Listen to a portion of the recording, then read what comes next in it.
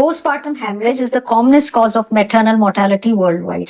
मतलब प्रसव और प्रसव के बाद जो ब्लीडिंग होती है उसमें माताएं का जो डेथ रेट है वो सबसे ज्यादा है हमारी कंट्री में भी और वर्ल्ड वाइड ही। और ये ब्लीडिंग किसी के भी साथ हो सकती है, एक यंग हेल्दी वुमेन जिसका पूरा प्रेगनेंसी नॉर्मल हुआ हो, नॉर्मल डिलीवरी हुआ हो या सिजेरियन हुआ हो, किसी में भी ये ब्लीडिंग हो सकती है, किसी भी सेटअप में हो सकती है, भले ही वो डिस्ट्रिक्ट का छोटा डिस्ट्रिक्ट हॉस्पिटल हो या कोई एक टर्शरी सेंटर हो, और किसी भी ऑब्स्टेट्रिशियन के साथ हो सकती है। और ऐसी ही कुछ ब्लीडिंग कल हमारे सेंटर में हुई जिसके बारे में मैं आपसे कुछ शेयर करना चाहूंगी। ये नॉर्मल डिलीवरी हुई थी। तो कल हमारे सेंटर पे प्रीति जी की नॉर्मल डिलीवरी हुई। उनकी डिलीवरी बिल्कुल अनकॉम्प्लिकेटेड, अनइवेंटफुल थी। छोटा सा एपिजियोटमी स्टिच किया था हमने। उसमें भी कोई प्रॉब्लम नहीं थी, कोई ब्लीडिंग नहीं हुई थी। पेशेंट को हमने पूरा 1 घंटे के लिए ऑब्जर्व भी किया, तब भी पेशेंट को कोई ब्लीडिंग नहीं हुई थी। फिर 1 घंटे के बाद पेशेंट कुछ क्या हुआ प्रीति? फिर आपको शिफ्ट किया 1 घंटे बाद? 1 घंटे तब बाद ठीक थे आप? जी, मैं लेबर रूम में बिल्कुल ठीक थी, सब कुछ ओके चल रहा था। फिर मैं शिफ्ट किया। शिफ्ट होने के बाद मैंने अपने बेड पर आने के बाद चाय और बिस्किट भी प्रॉपर लिया, सब लोगों से अच्छे से जनरल टॉक किया। पर मुझे वहाँ एक ड्यूटी डॉक्टर ने बोला था कि जैसे इन्होंने कि अगर आपको ब्लीडिंग हो रही है और कुछ थोड़ा भी पेन हो तो मुझे इमीडिएटली हम बताएं। तो मेरे माइंड में वो बात बिल्कुल पिंक की हुई थी। मुझे जैसे ही ब्लीडिंग हल्का सा पेन हुआ, मैंने अपनी मदर इन लॉ को बोला। उन्होंने भी यही बोला कि होती है। मैंने बोला नहीं, उन्होंने बोला था तो आप इमीडिएटली बोलिए जाकर। तो इमीडिएट उन्होंने बोला और इतना अच्छा स्टाफ, इतना सपोर्टिव। तो इनको ब्लीडिंग हुई आपको, फिर आयुषी ने इनको आके देखा? जैसे ही ब्लीडिंग इन्होंने कंप्लेन करी थी कि इनको पेन हो रहा है, और मैंने जैसे ही देखा कि पेन हो रहा है तो मैं तुरंत दौड़ के मैडम के पास गई। मैम के पास गई और फिर जैसे ही नीचे आई, पेशेंट को बहुत ब्लीडिंग हो रही थी, बहुत ज्यादा। मैंने तुरंत मैम को कॉल किया, और मैम को कॉल करने के बाद में मैम का रेसिडेंसी यही है, तो मैम तुरंत भाग के आए और मैम ने मैनेज करा इस पे। सो आयुषी ने कॉल किया एंड आई अटेंडेड। इनको कैन्यूला लगा हुआ था हैंड में। जो भी लेबर वुमेन आती है उनको हम एक आईवी कैन्यूला लगा के रखते हैं, क्योंकि ब्लीडिंग किसी में भी हो सकती है। और साथ में हम ब्लड भी क्रॉस मैच के लिए हर लेबर वुमेन का रखते हैं। सो आयुषी ने दौड़ के हमारे जो फ्लूइड्स हैं, फ्लूइड चालू करा, उसमें मेडिसिन डाली पिटोसिन, जिससे यूट्रस कॉन्ट्रैक्ट होता है।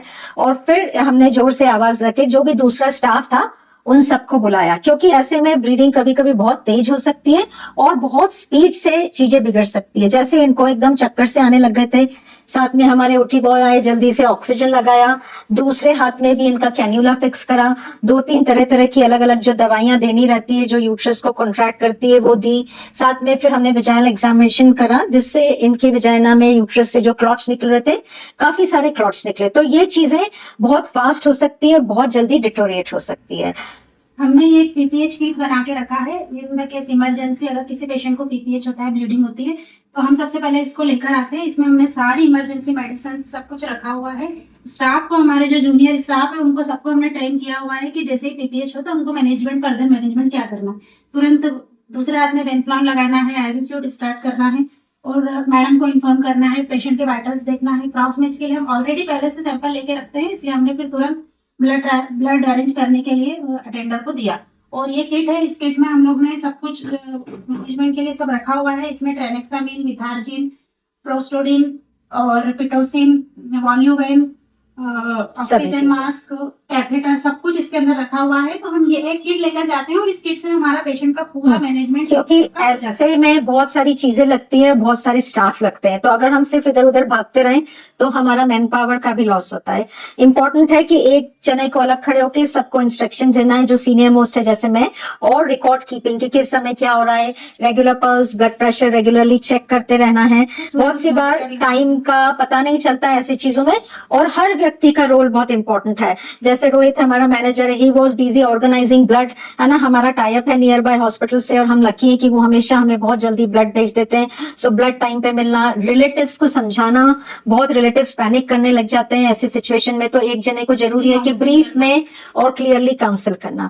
सो जो ब्लीडिंग इन प्रेगनेंसी रहती है काफी कॉमन है और बहुत तेजी से बिगड़ सकती है। इंपॉर्टेंट है कि आपके सब स्टाफ उसके लिए ट्रेंड हो, सबको पता हो कि क्या करना है, और इसके लिए हम मॉक ड्रिल्स करते हैं। मतलब कभी कभी सिचुएशन जब हम लोग फ्री रहते हैं तब हम ऐसा करते हैं कि कोई डमी कैरेक्टर बना के की ब्लीडिंग हो रही है और कैसे करा जाए, तो ये सब चीजें हमारी प्रैक्टिस में रहती है। सो वी वर लकी कि कल ये बहुत, आप कुछ कहना चाहेंगे? हाँ जी, मैं यही कहना चाहूंगी कि पूरा स्टाफ बहुत सपोर्टिव था, इतना इमीडिएट सबने वर्क किया और इतना अच्छा टीम वर्क था कि मैं मतलब मुझे ब्लर थोड़ा हो गया था, नहीं दिखना लग रहा था, ब्लर हो गया था, पर सब लोगों ने मुझे इतना कोऑपरेट करके इतना मतलब प्रोत्साहित किया कि नहीं तुम हम हैं। मुझे एकदम ऐसा लग रहा था कि मेरी पूरी फैमिली यहाँ पर थी और पूरी फैमिली ने मुझे इतना अच्छे करके और वापस मेरे बच्चों की तरफ मैंने देखा ही नहीं था कि मेरी गुड़िया कैसी थी। मैं वही सोच रही थी कि मैंने उसे देखा ही नहीं और मैं ये क्या हो गया, लग ही नहीं रहा था कि मैं वापस से खड़ी हो ये जाऊंगी। अच्छी है, आज आज मैं बहुत fit इवनिंग हूँ। में हुआ था और आफ्टरनून है, हाँ। और इनको 2 यूनिट्स ब्लड भी चले गया है और आज ब्लीडिंग भी नहीं है। So I would like to thank everybody, first of all thank almighty जिन्होंने इनको बचाया और जो हमें हेल्प करता है, गाइड करता है, द ऑल माइटी पावर की हम कैसे वर्क करें। And thanks to all the team जिन्होंने इतने एफिशिएंटली इसको मैनेज करा। Thank you.